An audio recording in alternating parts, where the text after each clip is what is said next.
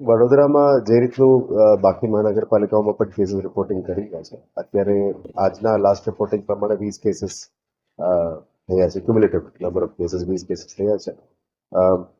પ્રાથમિક રિપોર્ટમાં એ mild કોરોનિક activity તરીકે રિપોર્ટ કરવામાં આવ્યું છે અને અમુક લોકો હોમ આઇસોલેશનમાં છે, અમુક લોકો હોસ્પિટલાઇઝ છે.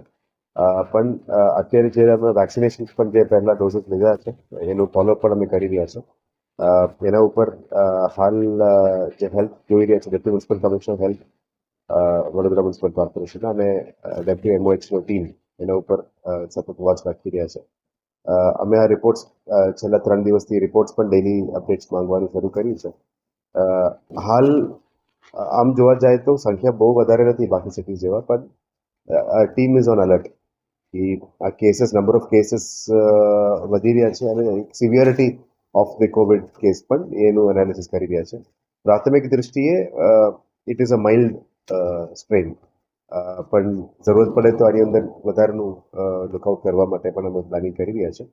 હાલ પૂરતું we are just keeping a watch on the number of cases. Cumulative case આજે છેલ્લે સાંજ સુધી 20 કેસીસ આવી ગયું છે.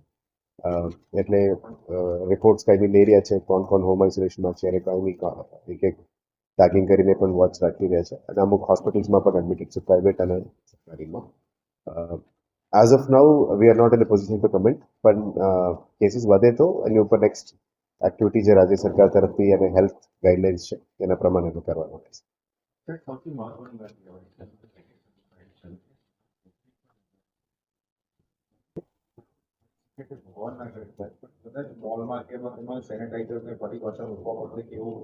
હાલ આવું ગાઈડલાઈન કોઈ આવ્યું નથી. જ્યારે પણ એક contaminated disease otherwise communicable diseases જ્યારે આવે ત્યારે આઈસીએમઆર એનું ગાઈડલાઈન બહાર પાડતું હોય છે.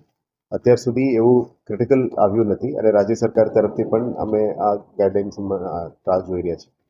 As a local isolation city અમે આ ગાઈડલાઇનની બહાર જઈને કે અલગ એક્ટિવિટી કરવાના નથી, એટલે બહુ ચિંતા કરવાની ઇસ્યુઝ નથી હાલ પૂરતો. પણ જ્યારે પણ ગાઈડલાઇન્સ બહાર આવે, કદાચ સિવિયરિટી વધે, સ્ટ્રેઇન વધે, સ્પ્રેડ વધે, ત્યારે ગાઈડલાઇન્સ જે આવશે એના ગાઈડલાઇન પ્રમાણે અમે અમલી કરવું પડશે. હાલ પૂરતું અમે વિધાઉટ ગાઈડલાઇન્સ આની અંદર બહુ વધારે નથી કરતા. મોસ્ટલી આઇસોલેશન અને ટ્રીટમેન્ટની ઉપર ફોકસ કરીએ છીએ.